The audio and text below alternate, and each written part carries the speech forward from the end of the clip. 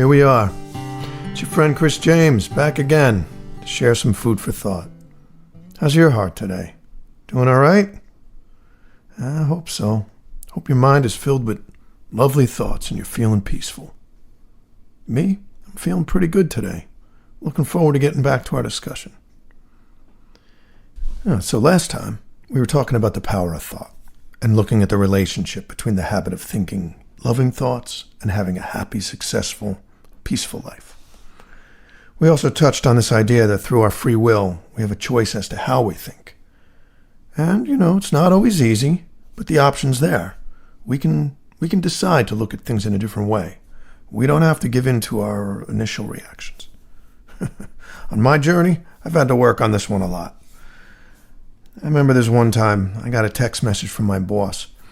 I don't even remember what it said now, but for whatever reason, came across kind of abrupt, and my first reaction was anger. I remember sitting there for about 20 minutes, feeling all annoyed and defensive, concocting a response. I started writing, and then I'd delete it. Then I'd write something else, and then I'd delete it. You ever do that? Yeah, that delete key's your friend, let me tell you. Use it. Well, anyway, in the end, after all that, I never sent a response. I figured I'd go talk to him in person. And, I had my defense and my comebacks all planned out, so I marched downstairs, went to his office. Well, about 10 seconds into the conversation, I realized I was totally mistaken. I totally misunderstood the tone of his text. Oh, and was I ever glad I didn't fire off some defensive response via text. That wouldn't have gone too well. But yeah, I misinterpreted the tone of the message, so my imagination filled in the blanks. Oh, and imagination never fills it in with good stuff, does it? Yeah, for some reason, we always imagine the worst, right? Well, that's fear at work. So remember this, when you're tempted to get defensive or attack, take a minute to stop, cool down, consider things. A lot of time you'll find out that what you imagined isn't even true. And you realize if you had followed your first reaction, you would have made things a lot worse. Right around this time, I put a little post-it note on my computer monitor at work. Just had one word on it: think. I think that little note saved me from trouble more than a few times. Now, sometimes our perceptions aren't wrong. The other person is attacking us, or criticizing us, or misunderstanding us. Our instinct is to fight back, or defend ourselves. Makes complete sense, right? Well, yes, but you can still choose how to respond. You still have that power of choice. No one makes you feel any certain way. I know some might argue with me about that one. Yeah, I know. But, I stand by it. My reactions are my own. They're my responsibility. And yeah, there'll still be people that can really push my buttons. But it's up to me to choose how I'm going to respond. Now, I'm not saying it's easy. No. Sometimes it's really not easy. But in time, it does get easier. This is a big part of our spiritual work, trying to stay in that peaceful frame of mind. And from that place, we handle things better. Oh, and it's funny how it's easy to be nice and spiritual when everything's going your way, isn't it? That's easy. But the true test is when you can do it when things aren't so good, when you're having a bad day or you're feeling attacked. These are the things that really test your spiritual strength. And, one thing I found that can help with this is to be open to the idea that maybe you don't see the whole picture, right? We can never see the whole picture, can we? But when we're angry or suspicious, we think we know, don't we? We think we know what's going on. We're convinced that we can see the whole thing clearly, right? We feel justified in our anger and in our actions. But in reality, we're not thinking clearly. And from that place, we can make bad decisions. Now I'm going to tell you a story about not seeing clearly and then making some really bad decisions. So this was back in the 1980s. I was a teenager, maybe 17, 18. It was a gloomy, foggy kind of day, and I was in a bad mood. I must have woke up on the wrong side of the bed. I was filled with teenage angst. Well, I'd been calling my girlfriend on the phone all afternoon, but she wasn't home. Her mother said she was out, but she didn't know where. Now, this was way before cell phones. If you were out, you were out. No one knew where you were unless you told them, and no one could reach you. So back in those days, your imagination could really run wild. Anyway, one of the dramas at that time was that I knew she had this ex-boyfriend that was still, always sniffing around. I think he was hoping things wouldn't work out with us so he could get her back. And, they were still kind of friends, so that was creating tension. So I was always kind of anxious about it, that he'd convince her to change her mind about me. Now, at the time, I believed I had a very good reason to worry. I mean, this guy had a 1979 Firebird Trans Am with T-tops. It even had that giant Firebird decal on the hood. Remember that? I mean, what girl would not want to be seen riding around in a cool car like that? My ugly, crappy Datsun 310 could not compete with that. It really shows you the way I thought back then. Well, anyway, this day, somehow, I don't know how, but somehow, I got it in my head that maybe my girlfriend was with this guy, driving around in that car. Why didn't she tell her mom where she was going? That had to be it. Oh, and I started imagining all kinds of crazy stuff. I feared the worst. I got so worried that I got in my car and I drove past her house. Then I drove past his house. Oh, I'm ashamed to admit this. I've never really been the jealous or suspicious type, but for whatever reason, that day, I was. Oh boy, my imagination was just running wild. Now, this dude's house, it backed up to the railroad tracks. And at this point, I'd gotten myself into such a state that I decided I was going to walk down the tracks and, maybe see in the windows or see if her car was around back. Whatever. I don't know. I was 17. But here I go, walking down the train track. Now, by this point, evening is coming on, and the fog is really thick, and I can't see more than 20 feet in front of me. So I didn't even know how I thought I was going to see anything. But, I was determined. My imagination was going. I had to know the truth. Well, I got about a quarter mile down the track when suddenly I started hearing a funny sound. It was kind of like this high-pitched metallic noise. Now, if you've ever been near a high-speed railroad track, this is the sound the rails make when a train's coming. They kind of sing, The rails vibrate and make this high, screechy noise. So I stopped and I looked back. Even in the fog, I figured I'd, see the headlight in time to get off the tracks. Nothing. So I looked back the other way. Well, I saw the headlight all right. It appeared out of the mist right in front of me. Oh boy, it was close. This train was coming at me at about 70 miles an hour. I leapt out of the way, just in time. And I fell tumbling down the gravel embankment by the side of the tracks. Now at this point, I'm lying in a ditch. I'm all bruised and dirty and shaken up. I had rocks in my hair and my jeans were torn. And,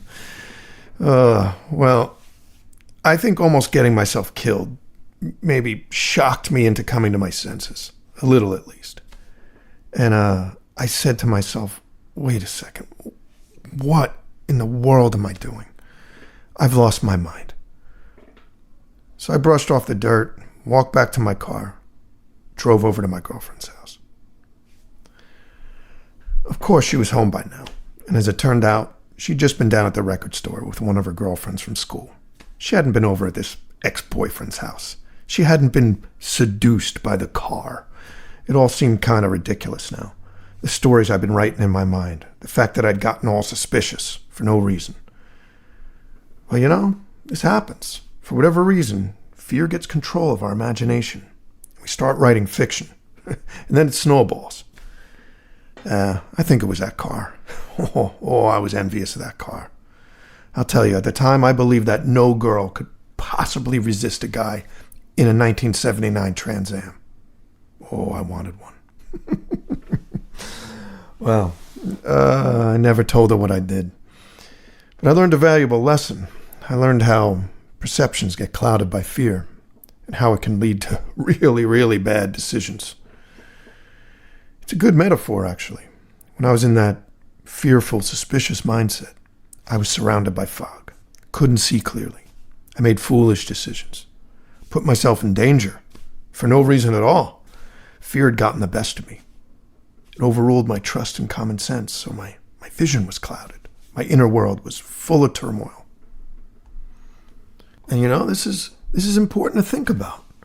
Because like I said before, your mind, your inner world, that's your sovereign kingdom. That's where you live.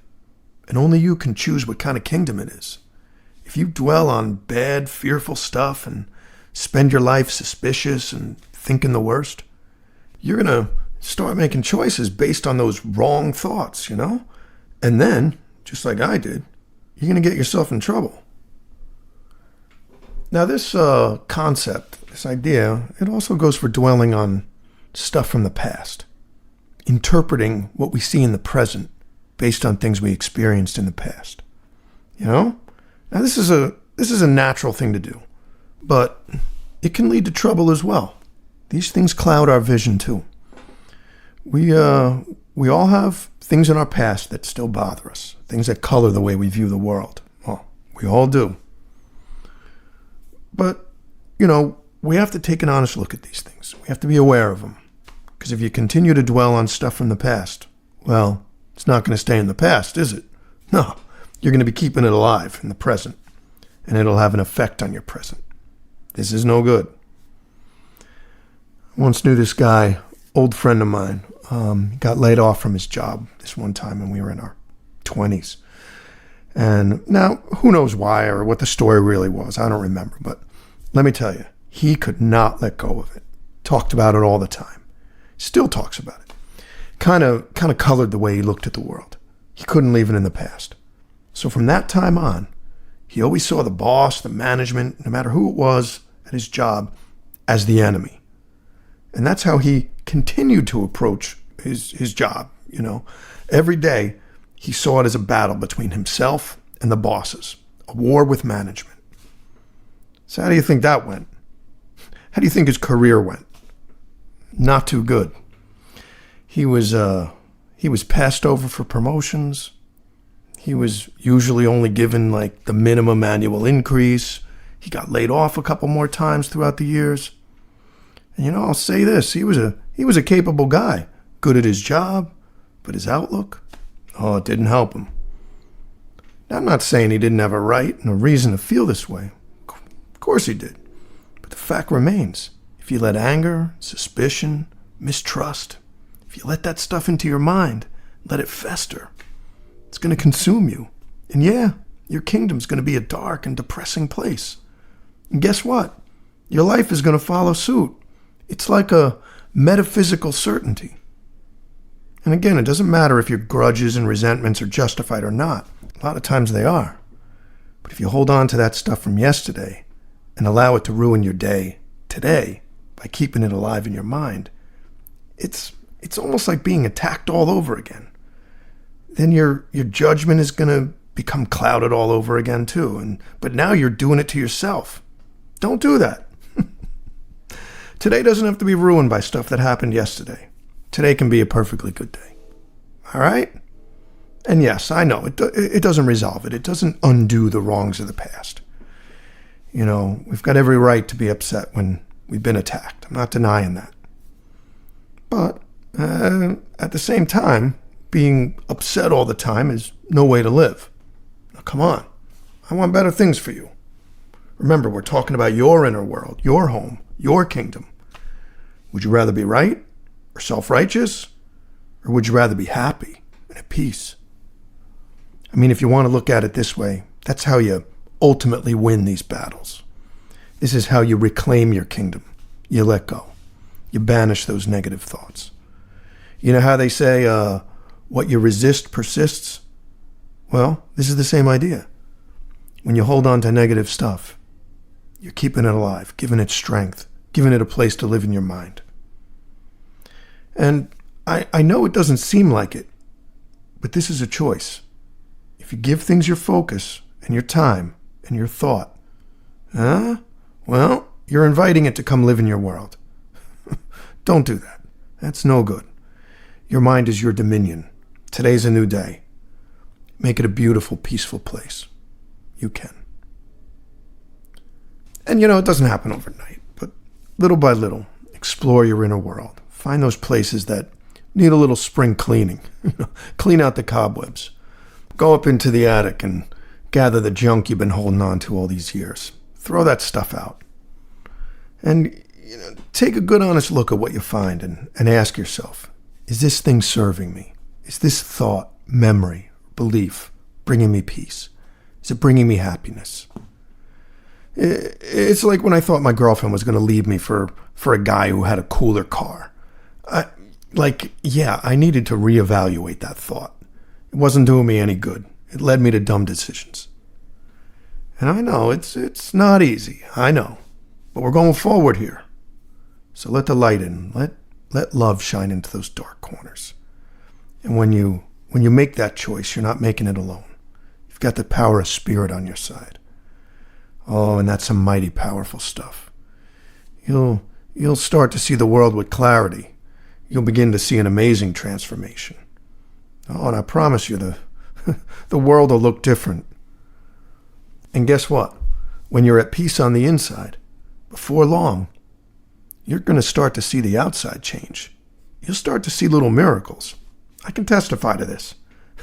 Don't believe me? Try it. See for yourself. Well, that's a conversation for another day. As usual, it's been a lot of talk. I hope I made some sense out of these ideas. So before our time's up, let's just sit quietly with spirit and affirm and simplify these thoughts.